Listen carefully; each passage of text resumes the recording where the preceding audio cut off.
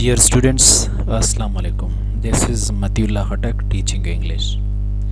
Today our topic is the same one as we had in the previous lecture, figures of speech. As I had told you, we will have 3 to 4 lectures on the figures of speech in order to discuss them in detail. In the previous lecture we had a background to the figures of speech, but there is one question that must prick your mind, that must tease your mind. That is the idea of using sample prose. So this question must be breaking your mind, it must be teasing your mind. Is it not possible to use a sample prose which is void of all kind of literary terms, figurative language or literary devices? So the answer is definitely no. It is not possible, because a writer usually wants to present his point of view in the most proper manner and a most effective way as well, you can say. The only solution to achieve this target he employs or resort to figurative use of language. What is the reason why, as I had already explained, why does he resort to or prefers the use of figurative language? It is on the one hand decorative, persuasive, and in accordance with the human nature. On the other hand, it satisfies the writer's aesthetic sense. Aesthetic sense means to see beauty in things, or his desire to see beauty in things that he does. So in brief words, it is usually drenched in the different shades of emotions, more persuasive, more convincing, more appealing and effective, and at the top of everything, more satisfying and compact at the same time. So the use of figurative language is highly satisfying for the writer, and it is compact at the same time. So compact means you can say many things using a few words. So a writer feels more relaxed when he expresses his ideas using different figures of speech. He feels that he has made the delivery of his ideas or message in the best possible way, and then leaves it at the mercy of the world. But he himself feels more relaxed, more satisfied and joyful, you can say. He seems to have shed off or shaken off some burden from his shoulders. So you can say this is why he uses or implies figures of speech or figurative language to express his idea. Our objectives for this lecture, for this lesson, are the same, because we are discussing the same topic. So try to concentrate on each figure of speech so that you can see the difference among different figures of speech being used in a given text, or you are reading somewhere in a book. So our next figure of speech is alliteration. So before going through the definition of alliteration,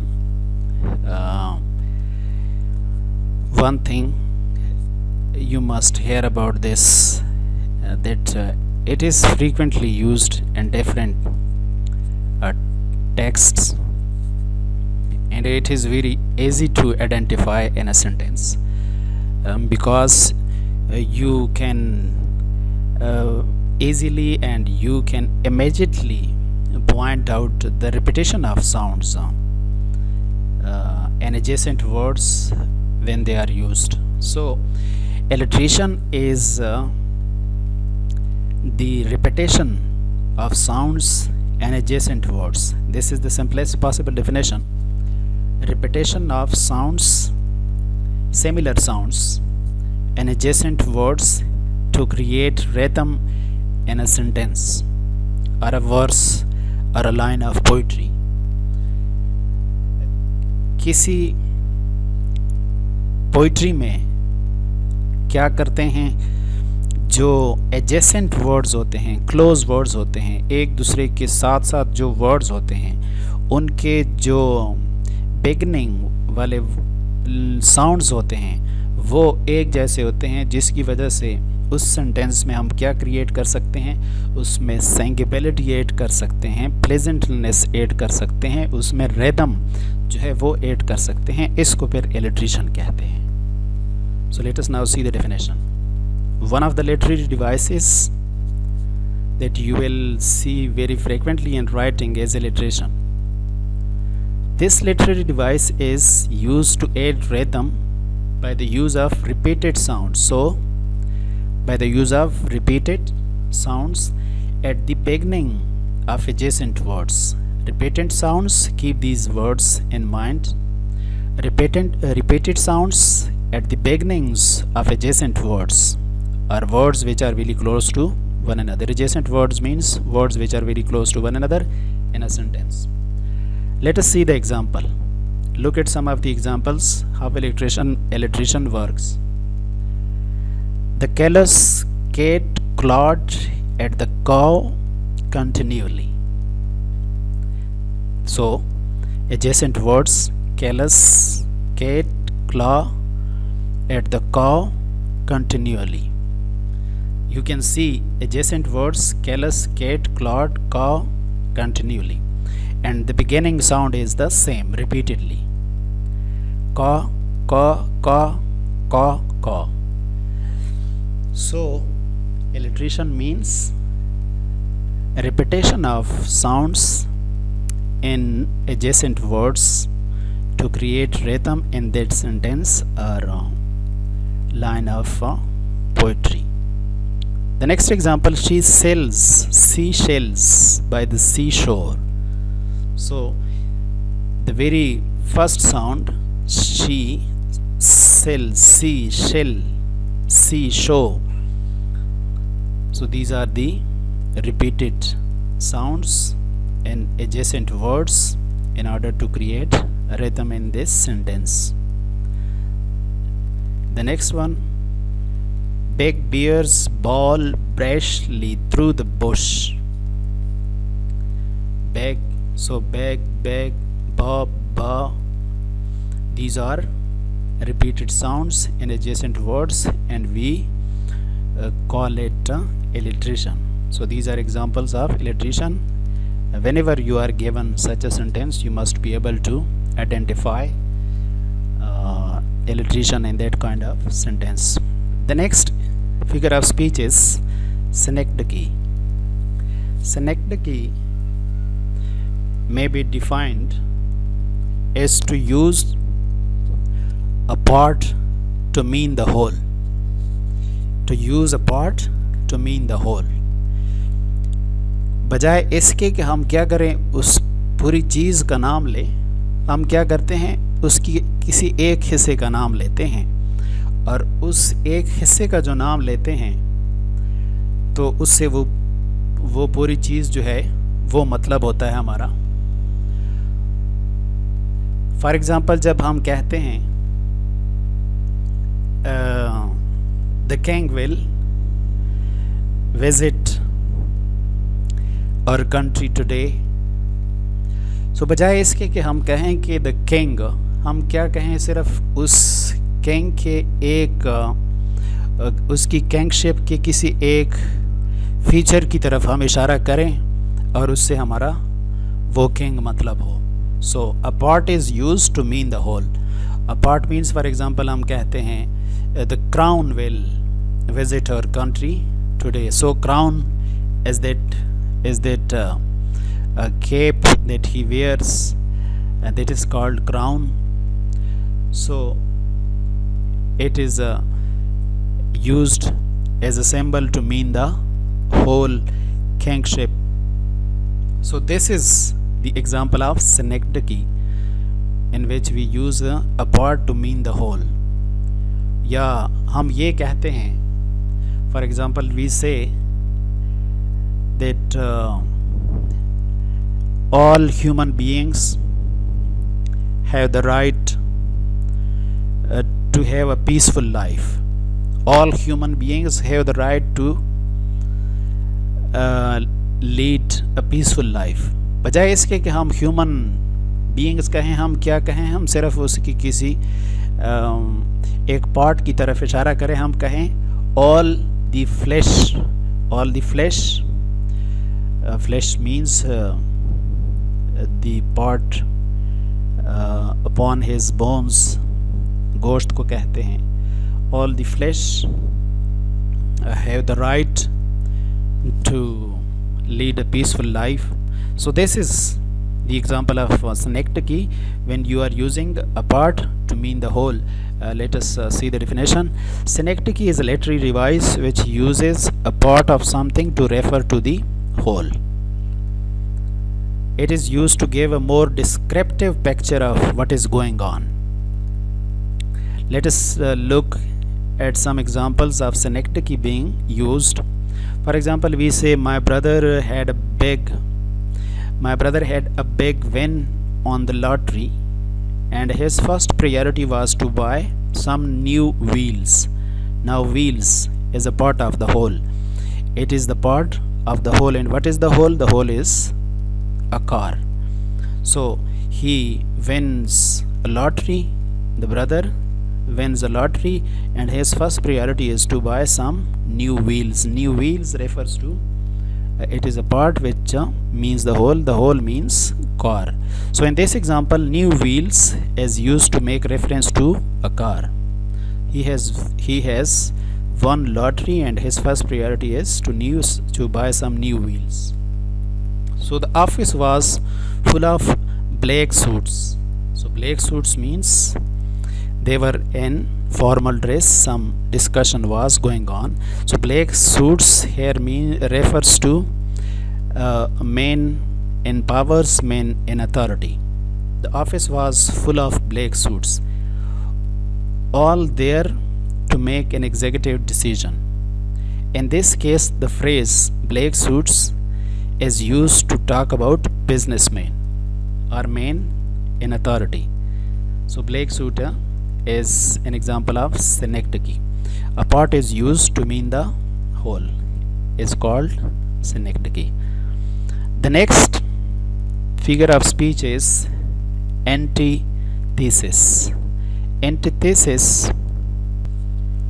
So antithesis in its most simplest possible form we can define when two contrasting or opposing ideas are placed opposite to each other in a phrase or a sentence. We call it antithesis. Why are these two ideas placed opposite to each other? Opposing ideas placed opposite to each other in a sentence. What is the reason? In order to make the statement more clear and effective. Both the ideas become vivid when they are placed opposite to each other in a single statement or phrase or a sentence. So this is the main purpose behind the use of antithesis. Two opposing ideas are placed closely opposite to each other in order to make the statement more effective. So let us see the definition. Antithesis is in fact a word from ancient Greek that directly translate is opposite. So the meaning antithesis is a Greek word which means opposite.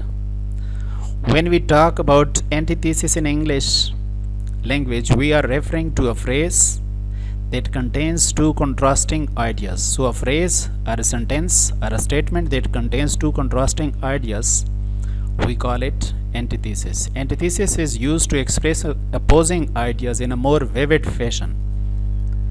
So the purpose of using antithesis is to express opposing ideas in a more vivid fashion, so that vivid means so that they become quite clear, in order that it has more of an impact on the person listening to or reading the language.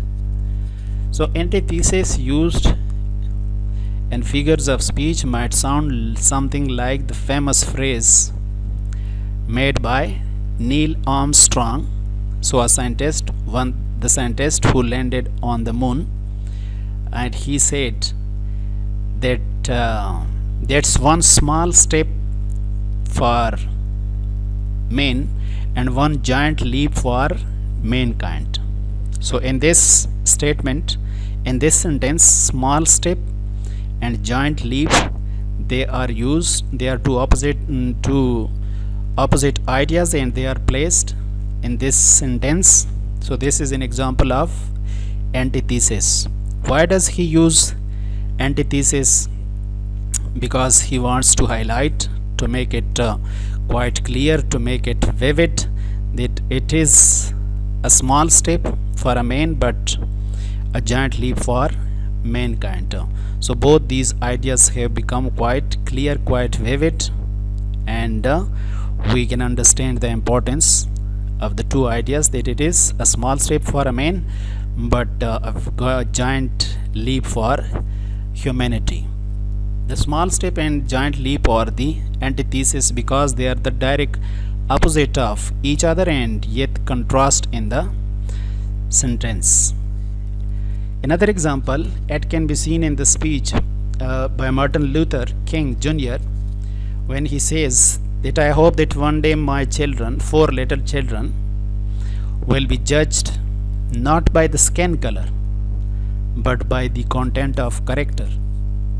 So skin color and content of character, these are antitheses. They are two opposing ideas. They will not be judged by this skin color, content of character. Their character will be given importance to, their skin color will no more come under discussion.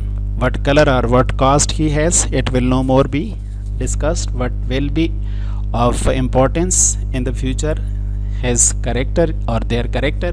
So skin color and content of character, they make the sentence an example of antithesis. One more good example of this is the phrase man proposes, God disposes. So what man likes, maybe God doesn't like it. Man proposes, God disposes. Two opposing ideas placed in a sentence. The two ideas are completely opposite to each other, and yet when put in a sentence together create a contrasting idea. So another example, to err is human, to forgive is divine. Err and forgive, galti karna, maaf karna. These are two opposing ideas and they are placed in the same phrase. This is a line from the play Julius Caesar, written by William Shakespeare. Here antithesis is used to refer to the fact that God, the creator, is forgiving, yet he created a race of humans who were far from perfect. Far from perfect means they are at fault, they are faulty, they are not perfect, they are inclined to commit some error. So these are examples of antithesis. Our next figure of speech is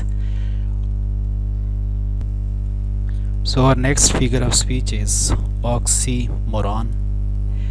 Oxymoron in simple words means to place two opposite words immediately close to each other in order to grab the attention of the readers. These two contradicting words are placed immediately close to each other. The purpose is to surprise, to astonish the readers, and to get their attention in order to make the idea clearer.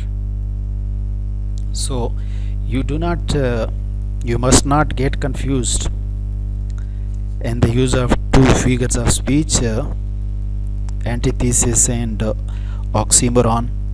In case of antithesis, we talked about two opposing ideas, but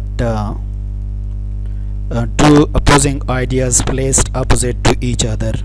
But here, in the case of oxymoron, it is the use of two opposite words, not ideas.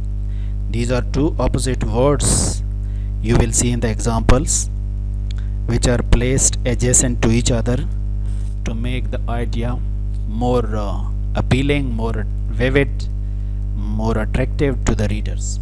So let us see the definition. An oxymoron is a literary device which uses two words, not two ideas, to make a phrase. Two words are combined and they make a phrase which comes across as contradictory, and these two words are usually opposite in meanings. Contradictory means opposite in meaning. This type of literary device is usually used for a humorous effect.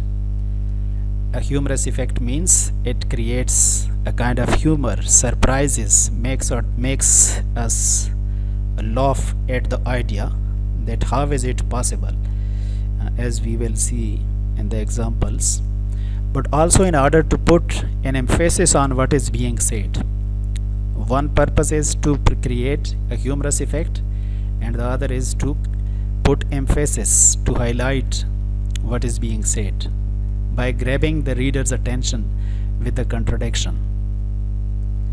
Here are some examples of how oxymoron can be used. My friend is a lovely woman, but she is pretty ugly when it comes to looks. So she is a lovely woman, but here you can see pretty ugly. So how is it possible? How can an ugly be said pretty? Ugly and pretty, these are two opposite words, and they are used, placed together to make the idea clear and to surprise the readers. Surprising the readers to making the idea clearer and grabbing the attention of the readers is the purpose of the writer. So it surprises us, it makes us laugh. How is it possible for a woman to be ugly and at the same time pretty ugly?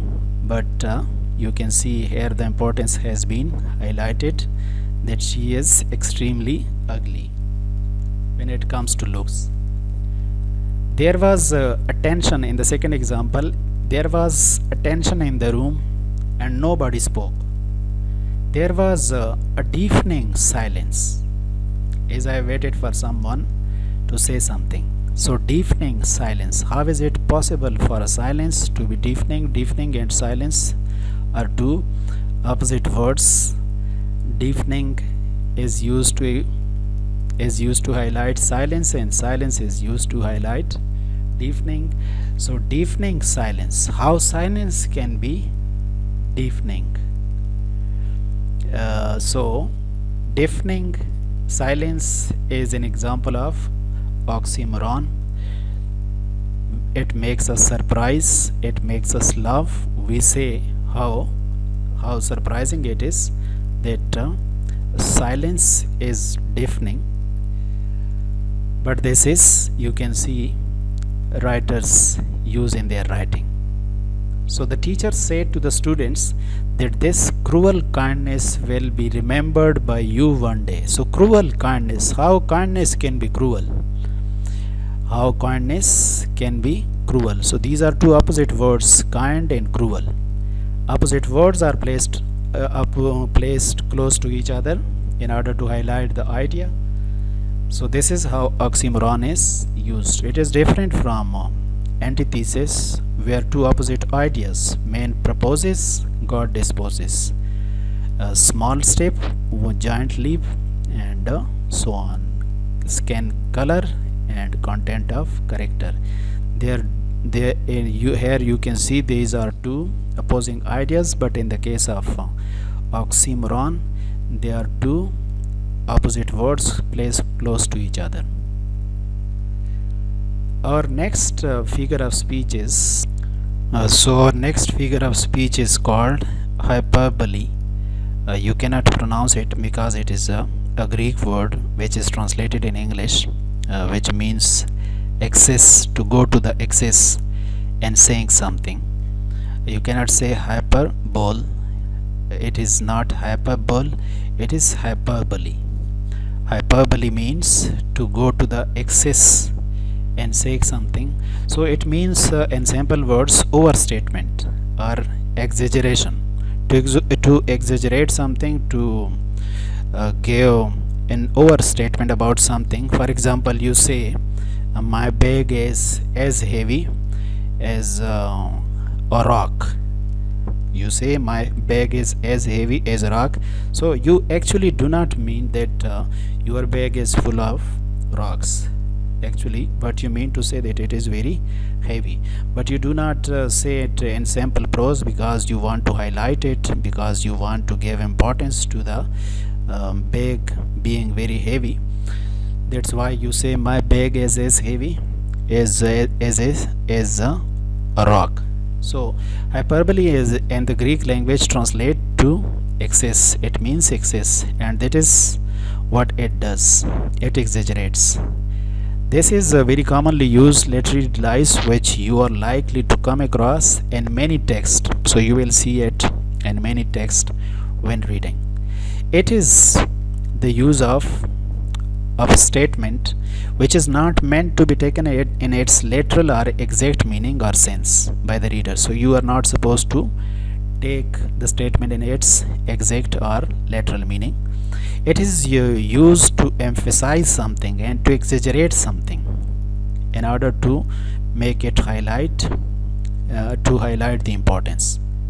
They are used to create a strong and lasting impression. So they are used, the purpose of hyperbole is to create a strong and lasting impression. For example, you say, since he has been away from home, he has gotten means he has got.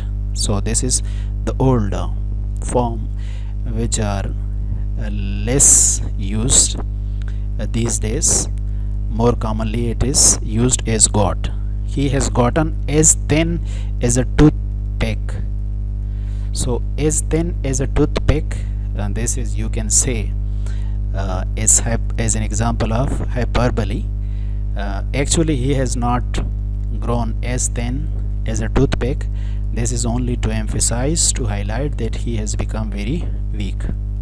So he has been away from home, he has gotten as thin as a toothpick. Obviously he has not gotten as thin as a toothpick. So clearly we are explaining this sentence. Obviously he has not gotten as thin as a toothpick. We only exaggerate to emphasize on how thin he has become. So there are some other examples which you can see over here. His grandfather is older than the hills. His grandfather is older than the hills. This is an example of hyperbole. It doesn't mean in the real sense that his father is old as the hills are, but actually what we want to convey, we want to say is that he is very old. My dad was so hungry that he could have eaten a horse. So not in the literal sense. This is only to exaggerate and to emphasize or highlight that he was very hungry. The traffic was terrible on the way to the beach. When we were going to the beach, the traffic was terrible. It took us a million years to get there. So it doesn't mean actually that it took them million years, a lot of time to get there. Have you seen the weather today? Have you seen the weather today? It's raining cats and dogs out there. It's raining cats and dogs simply means, it doesn't mean that there are cats and dogs in its literal sense, falling from the sky. In its figurative sense, it means that it is raining heavily out there. Cats and dogs means raining heavily. So these are some of the figures of speech. In the next lecture we will discuss some others, and as I had told you, if you have any special figure of speech in mind which you are still confused about, you want to understand, do write it in the comment box. Thank you very much.